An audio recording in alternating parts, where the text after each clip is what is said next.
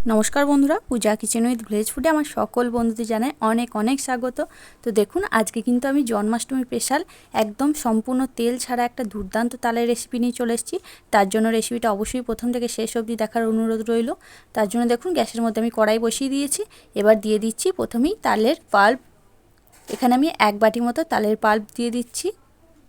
ওরই সাথে দিয়ে দিচ্ছি এক বাটি মতো জল।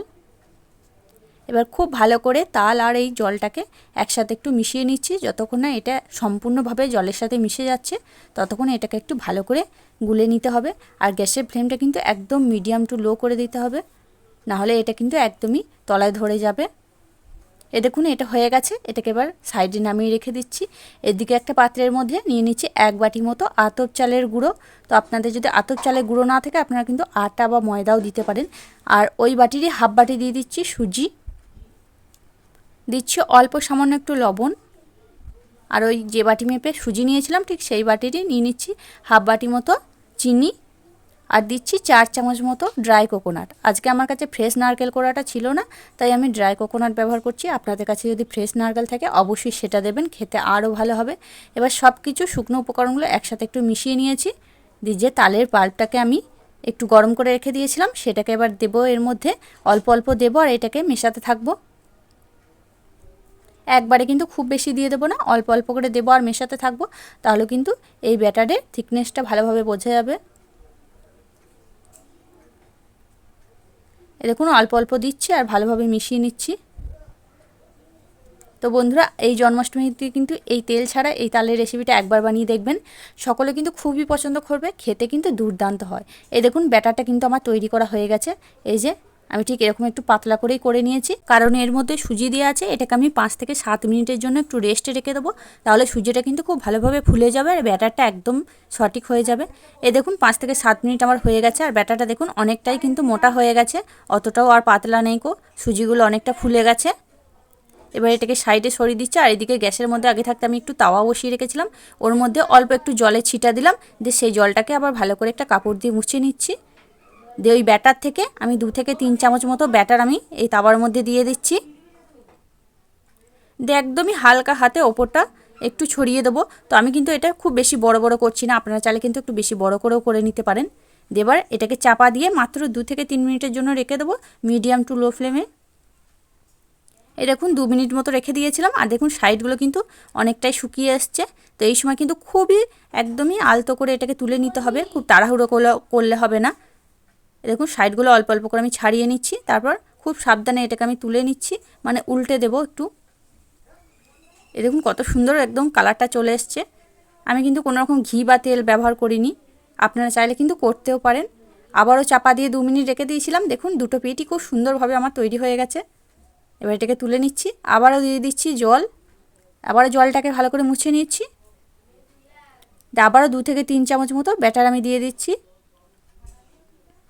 আর ব্যাটার দিয়ে দেখুন খুব বেশি কিন্তু একদম বড় করে আমি চাড়াবো না, একটু মোটা মোটা করেই রাখছি।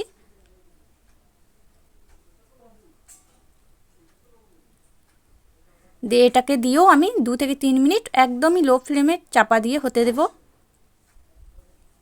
এই দেখুন 2 মিনিট মতো রেখে দিয়েছিলাম, এটাও কিন্তু সাইড দিয়ে হতে ধরেছে। তো এটাকেও কিন্তু খুবই সাবধানভাবে আমি উল্টে দেব। এই দেখুন এটাও কিন্তু আমার এক পিঠ ভাজা হয়ে গেছে, কালারটা কিন্তু দুর্দান্ত আসছে। আবারও চাপা দিয়ে 2 মিনিট এটাকেও করে নিচ্ছি। এই দেখুন এটাকেও আমি 2 মিনিট করে রেখে দিয়ে করে নিয়েছি। কত সুন্দর কালার চলে এসছে আর ফুলেও উঠেছে কত সুন্দর দেখুন। এবার এগুলোকে আমি তুলে একটা পাত্রের মধ্যে রেখে দিচ্ছি। আবার একটা আপনাদের করে দেখিয়ে দিচ্ছি। আবার একটু অল্প জলে ছিটা দিয়েছি, যে সেই জলটাকে আবার মুছে দিচ্ছি। দিয়ে আবারও 2 থেকে 3 চামচ মতো ব্যাটার নিয়ে আমি দিয়ে দিচ্ছি। আপনারা চাইলে কিন্তু একটু বেশি করে দিয়ে একটু বড় বড় করেও করে নিতে পারেন, আমি একটু ছোট ছোট করেই তৈরি করছি। দিয়ে এই ব্যাটারটা দিয়েও একটু ভালো করে এটাকে চাড়িয়ে নিচ্ছি।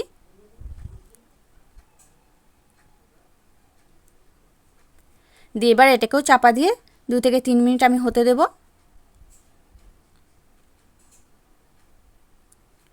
এই দেখুন 2 থেকে 3 মিনিট হয়ে গেছে আর সাইড দিয়ে দেখুন কত সুন্দর একটা লালচে ভাব এসছে, এটাও কিন্তু হয়ে গেছে। এটাকেও আমি উল্টে দিয়েছি আর বাকি যেগুলো আছে সেগুলোকেও কিন্তু আমি ঠিক এই একইভাবে করে নেব। তো আপনারা কিন্তু আমি যে চিনি ব্যবহার করেছি আপনারা কিন্তু তার বদলে এখানে গুড়ও ব্যবহার করতে পারেন, বা নারকেল যদি না থাকে নারকেল নাও ব্যবহার করতে পারেন। আবার জলের পরিবর্তে এখানে দুধও ব্যবহার করতে পারেন। এই দেখুন কত সুন্দর হয়ে গেছে, আমি তুলে নিচ্ছি। এই দেখুন বন্ধুরা, আমার কিন্তু সবগুলো তৈরি হয়ে গেছে, আর কত সুন্দর দেখতে লাগছে দেখুন। খুবই সহজে কিন্তু বাড়িতে এই জন্মাষ্টমী স্পেশাল এই রেসিপিটা বানিয়ে দেখতে পারেন। সকলে কিন্তু খুবই পছন্দ করবে, কোনো রকম তেলে ভাজার ঝামেলা ছাড়াই। দুর্দান্ত একটা রেসিপি, আর কতটা নরম স্পঞ্জি হয়েছে দেখেই বুঝতে পারছেন। এই দেখুন কতটা নরম, মুখে দিলেই একদম মিলিয়ে যাবে, খেতে কিন্তু অপূর্ব বন্ধুরা। তো তালের তো অনেক রেসিপি খেয়েছেন, একবার কিন্তু তাল দিয়ে এই রেসিপিটা বানিয়ে দেখতে পারেন। একদমই নতুন, আর খেতেও কিন্তু খুবই সুন্দর। তাহলে বন্ধুরা, আজকে আমার এই রেসিপিটা আপনাদের কাছে কেমন লাগলো সেটা কিন্তু অবশ্যই কমেন্টের মাধ্যমে জানিয়ে দেবেন। দেখে যদি একটুও ভালো লেগে থাকে, আপনি যদি নতুন বন্ধু হয়ে থাকেন, একটা লাইক দিয়ে চ্যানেলটিকে সাবস্ক্রাইব করে আমার সাথেই থাকার অনুরোধ রইল। পরবর্তী ভিডিও নোটিফিকেশনগুলো যাতে সহজেই পেতে পারেন, তার জন্য পাশে থাকা বেল আইকনটি বাজিয়ে অল অপশনটি অন করে দেবেন। তাহলে আজকের মতো এখানেই, আবার ফিরে আসছি অন্য কোনো দিন অন্য একটা রেসিপি নিয়ে। ততক্ষণ আপনারা ভালো থাকবেন, সুস্থ থাকবেন। ধন্যবাদ।